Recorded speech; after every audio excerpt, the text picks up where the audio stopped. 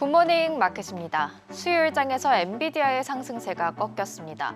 덩달아 다른 반도체주도 하락을 했고요. 애플, 마이크로소프트, 알파벳, 아마존 등 빅테크도 하락 마감을 했습니다. 소수의 종목들이 증시 상승을 주도하고 있다며 이 종목들의 상승세가 꺼지면 시장이 흔들릴 것이란 경고가 그간 있었었죠. 기술주 랠리가 꺼지기 시작하는 걸까요? 오늘의 키워드 랠리 꺼질까입니다. 주요 지수 일제히 하락했습니다. 부채 한도 상향 합의안 일명 재무책임법에 반대하는 의원들의 목소리를 반영하면서 혹시 모를 상황에 대비해 투자자들이 차익 실현에 나선 것으로 풀이됩니다. 다우지수가 0.41% 내렸고요. 나스닥과 S&P 500 지수 0.6%씩 하락 마감했습니다. 현지 시간 31일 밤 하원 운영위원회는 부채 한도 상향 합의안을 7대6으로 가결시켰습니다.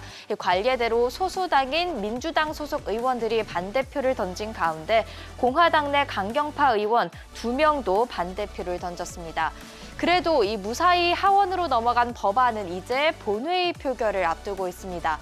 법안 통과를 위해서는 218표가 필요한데요. 하원에서 공화당 222석, 민주당이 213석으로 공화당이 다수를 점하고 있지만 이 30명 이상의 공화당 의원들이 반대 목소리를 내고 있기 때문에 218표를 위해서는 민주당원의 지지도 필요합니다.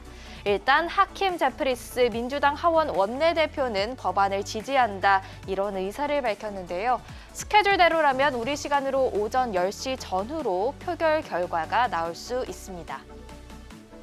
한편 부채 한도 합의안 이슈가 진전되면서 관심은 점점 다시 연준의 통화 정책으로 쏠리고 있습니다. 이날 필라델피아 연은 총재는 지표를 더 지켜봐야겠지만 현재로서는 금리 동결을 지지한다고 밝혔는데요. 이 발언 이후 CME 패드워치에 따르면 시장은 금리 동결 가능성을 다시금 70%대로 높여서 잡았습니다. 시장의 금리 동결 기대감은 현지 시간 2일 나오는 5월 고용 보고서를 보고 또 바뀔 수도 있는데요. 고용 보고서에 앞서서 다른 고용 지표들이 속속 나오고 있습니다. 구인 이직 보고서에 따르면 4월 미국 민간 기업들의 구인 건수는 1,010만 건으로 전문가 예상치 940만 건을 크게 상회한 가운데 다시 1,000만 건에도 진입을 했습니다. 특히 연준이 주목하는 실업자 1명당 구인 건수 배율은 1.8건으로 전월보다 증가했고요. 그리고 팬데믹 이전 1.2건과 비교해도 매우 높습니다. 이렇게 강한 노동시장은 추가 금리 인상에 힘을 실어줄 수가 있는데요. 반대로 연준이 FOMC 회의 2주 전에 발표하는 경기 동향 보고서 베이지북은 추가 긴축을 강하게 시사하진 않은 것 같습니다. 연준은 많은 지역에서 고용이 늘고 있지만 그 속도가 느려졌다 이렇게 평가를 했고요. 물가가 완만하게 오르고 있지만 이 속도도 또한 둔화되고 있다라고 평가를 했는데요. 금리 동결이냐 추가 인상이냐 5월 고용 보고서가 중요한 역할을 할 것으로 보입니다. 한편 이날 차익 실현은 그동안 크게 올랐던 반도체주에서 두드러졌습니다. 엔비디아가 5.68%, AMD도 5.6%, 마이크론이 4.8% 하락했는데요. 나스닥 종목 중 하락률 탑5 안에 이 세 종목 모두 다 들어가 있습니다. 챗 GPT에다가 엔비디아 부스터까지 달면서 2005년 이후 최고의 5월을 보냈던 기술주인데 랠리가 이렇게 꺼지는 걸까요? 전문가들 사이에서도 의견은 갈립니다. 차익 실현이 가능한 매물들이 늘어났다는 점을 고려하면 랠리가 끝날 것이다. 이런 의견이 있고요. 또 랠리를 놓쳤다는 포모 심리가 확대되면 오히려 추가 상승이 가능하다는 의견 이렇게 나뉘고 있는데요.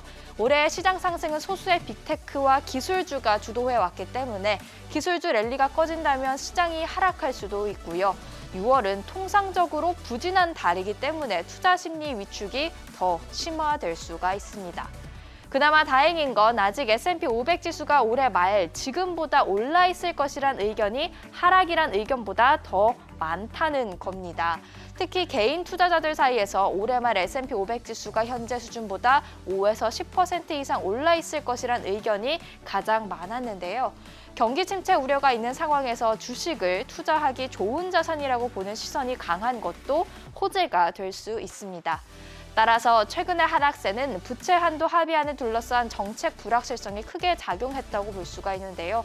이 고비를 넘기고 또 연준의 정책 경로도 6월 FOMC 이후 뚜렷해지면 긍정적인 움직임을 조심스레 기대해 볼 수 있지 않을까 싶습니다.